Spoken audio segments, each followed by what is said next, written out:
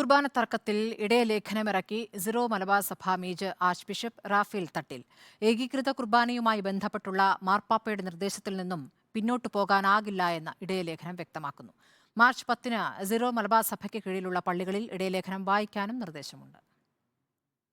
Zero Malabar സഭയുടെ 4ാമത് major arch ബിഷപ്പായി Raphael Thattil സ്ഥാനമേറ്റെടുത്തതിന് ശേഷം ആദ്യമായാണ് ഇടയലേഖനം ഇറക്കുന്നത്.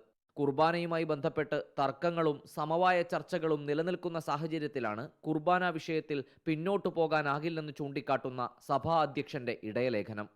ഏകീകൃത കുർബാന വിഷയത്തിൽ മാർപ്പാപ്പയുടെ നിർദ്ദേശം എല്ലാവരും അനുസരിക്കണമെന്ന് ഇടയലേഖനത്തിൽ പറയുന്നു. മാർച്ച് 10-ന് സീറോ മലബാർ സഭയ്ക്ക് കീഴിലുള്ള എല്ലാ പള്ളികളിലും സ്ഥാപനങ്ങളിലും ഇടയലേഖനം വായിക്കാനും നിർദ്ദേശമുണ്ട്.